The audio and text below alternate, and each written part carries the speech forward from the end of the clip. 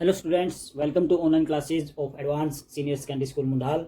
अभी हम पढ़ने जा रहे हैं class 11th health and physical education और हम आए हुए हैं इसके पहले चैप्टर में जिसका नाम है शारीरिक शिक्षा।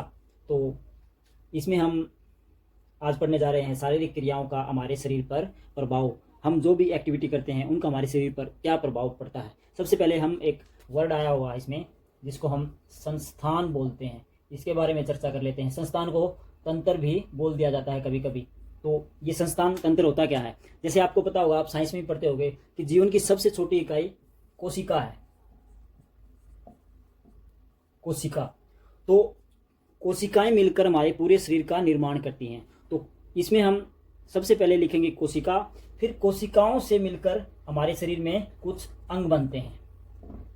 अंगों से मतलब जैसे छोटी आंत, बड़ी आंत या हृदय, फेफड़े, मांसपेशी, हड्डियां, ये सभी अंग हैं हमारे शरीर के अलग अलग। कोशिकाएं मिलकर अंग बनाती हैं और काफी सारे अंग मिलकर क्या बनाते हैं, संस्थान। जैसे मैं आपको उदाहरण भी दूंगा अभी। कुछ अंगों से मिलकर बनते हैं संस्थान और संस्थानों से मिलकर बनता है हमारा शरीर। तो ये पूरा साइकिल ऐसे चलता है। तो आप समझ गए होंगे जो संस्थान है, अलग अलग संस्थानों से हमारा शरीर बनता है। जैसे सबसे पहले हम कोशिका लिख रहे हैं। कोशिका फिर अंगों का निर्माण करती हैं। काफी सारी लाखों करोड़ों की संख्या में कोशिकाएं मिलकर अंगों का निर्माण करती है। फिर किसी संस्थान में अंग अलग अलग रूप में मिलकर एक संस्थान का निर्माण करते हैं। जैसे उदाहरण के तौर पर हम ले लेते हैं हमारा रक्त परिसंचरण तंत्र। इसमें क्या होता है, रक्त परिसंचरण तंत्र में काफी सारे अंग मिलते हैं और वो कौन कौन से होते हैं, जैसे हृदय, धमनियां, शिराएं। तो ये सभी मिलकर हमारा रक्त परिसंचरण तंत्र बनाती हैं। ऐसे ही हमारा पाचन तंत्र, मुंह, फिर भोजन नली, अमाशय, अमाशय से फिर छोटी आंत, बड़ी आंत। ठीक है, तो ये ऐसे काफी अंग मिलकर एक संस्थान का निर्माण करते हैं। तो संस्थान या तंत्र आप समझ गए होंगे। तो अब हम आगे बढ़ते हैं। जो हमारा क्वेश्चन है, शारीरिक क्रियाओं का हमारे शरीर पर प्रभाव। तो हम जो भी एक्टिविटी करते हैं, सबसे पहला प्रभाव हमारे मांसपेशी संस्थान पे पड़ता है। तो मैं वहां लिख देता हूं,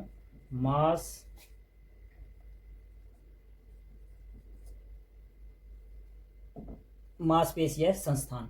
तो जब भी हम कोई एक्टिविटी करते हैं उससे हमारे शरीर की मांसपेशियां मजबूत होती हैं और वो भार और अधिक कार्य करने में सक्षम हो जाती हैं, अधिक भार उठाने में भी सक्षम हो जाती हैं धीरे धीरे।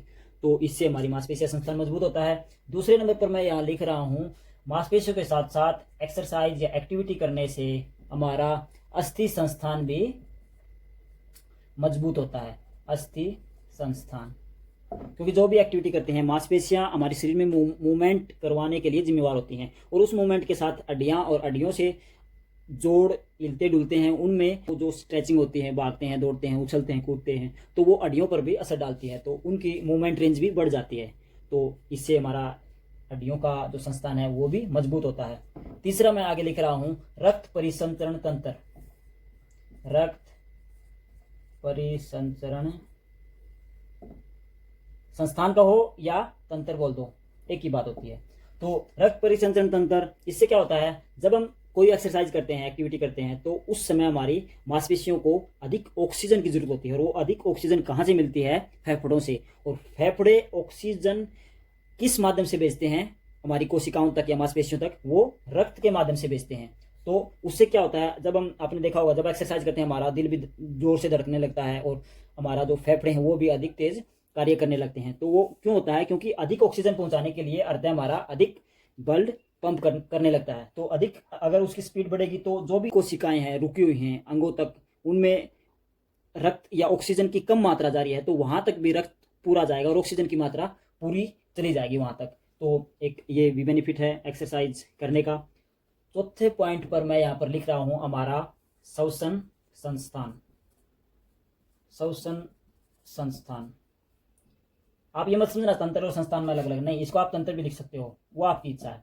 श्वसन संस्थान, ये अभी मैंने बोला ही, क्योंकि जब भी हम एक्सरसाइज करते हैं तो हमें अधिक ऑक्सीजन की जरूरत होती है और वो अधिक ऑक्सीजन हमें फेफड़े देते हैं। तो फेफड़े श्वसन संस्थान का हिस्सा हैं, तो वो अगर मजबूत होंगे तो हमारे पास ऑक्सीजन भी भरपूर मात्रा में जाएगी उन अंगों तक जहाँ एक्सरसाइज जिनकी चल रही है या जहाँ पर उनको जरूरत होती है। तो श्वसन संस्थान भी एक्सरसाइज से मजबूत होता है। नंबर 5 पर मैं लिख रहा हूं, पाचन संस्थान। देखो, पाचन संस्थान कैसे मजबूत होता है? जब हम एक्सरसाइज करते हैं तो हमें अधिक ऊर्जा की जरूरत होती है, और ऊर्जा हमें भोजन से प्राप्त होती है। क्योंकि एक्सरसाइज करते हैं तो काफ़ी सारी हमारी जो इनर ग्लैंड्स होती हैं, जिनको ग्रंथियाँ बोलते हैं, वो एक्टिव हो जाती हैं, और उससे हमें भूख भी अच्छी लगती है। और जब हम कोई भी एक्टिविटी करते हैं तो उस समय जो हमारी पेट में आंतड़ियाँ हैं, छोटी आंत है, बड़ी आंत है, या और कोई अंग है, वे हिलते डुलते हैं, और जो भोजन का पाचन है वो भी अच्छे से हो जाता है। जैसे आपने सुना होगा कि भोजन करने के बाद 100 कदम चलना चाहिए। वो 100 कदम इसीलिए होता है ताकि जो छोटी आंत या बड़ी आंत है या अमाशय में भोजन है वह थोड़ा बहुत हिलता रहे, और जब वो हिलता है तो उसमें जो एंजाइम छोड़ता है हमारा शरीर उस समय, तो वो एंजाइम अच्छे से मिक्स हो जाए। आगे बढ़ते हैं। अगला पॉइंट मैं यहाँ पर लिख रहा हूँ आपका, स्नायु संस्थान। स्नायु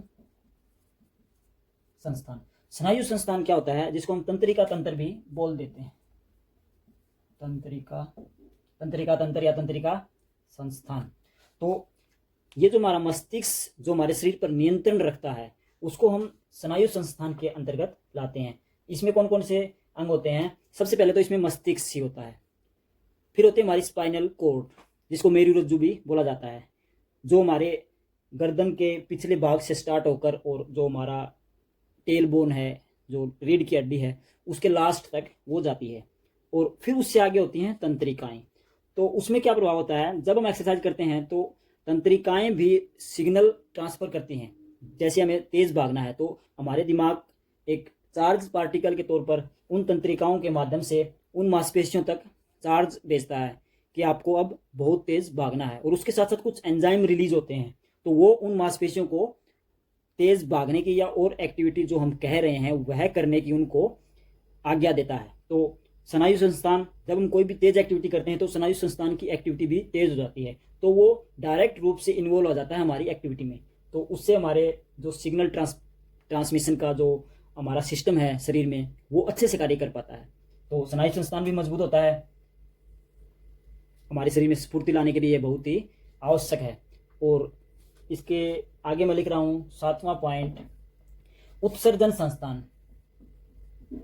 उत्सर्जन संस्थान से हमारा तात्पर्य है उस संस्थान से है जब भी हम कोई हमारे शरीर में, अगर हम भोजन कर लिया है हमने, तो जो हमारा पाचन संस्थान है वो उसमें से महत्वपूर्ण चीज़ें निकालकर अपने पास रख लेता है, और जो वेस्टेज के तौर पर बचता है उसको बाहर कर देता है। उसी को हम उत्सर्जन संस्थान बोलते हैं। उत्सर्जन संस्थान के बारे में अच्छे से हम आगे हमारा एक चैप्टर आएगा उसमें पढ़ेंगे, मगर हम यहाँ पर यही समझ लेते हैं जो भी हम एक्सरसाइज करते हैं तो वो अच्छे से पाचक होता है, और उस उत्सर्जन के रूप में जो हमारे लिए हानिकारक तत्व होते हैं वो शरीर से बाहर करता है। पसीना, तो एक इसके अलावा जो हम यूरिन त्याग करते हैं अपने शरीर का, तो वो भी एक उत्सर्जन संस्थान का हिस्सा है। जब भी हम एक्सरसाइज करते हैं और तो उस समय शरीर की एक्टिविटी बहुत तेज होती है, मांसपेशियों की और शरीर के अन्य अंगों की भी, तो उस समय कुछ अनावश्यक तत्व जनरेट होते हैं, तो वो भी शरीर बाहर निकालता है, तो पसीने के रूप में काफ़ी तत्व उनमें से बाहर आ जाते हैं।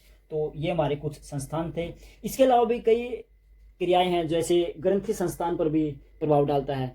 जब हम एक्सरसाइज करते हैं तो हार्मोन रिलीज होते हैं, काफ़ी सारे एंजाइम जिसको बोला जाता है, तो वो हमारे शरीर में वृद्धि के लिए और शरीर की बनावट और शरीर को सुदृढ़ करने के लिए काफ़ी महत्वपूर्ण है।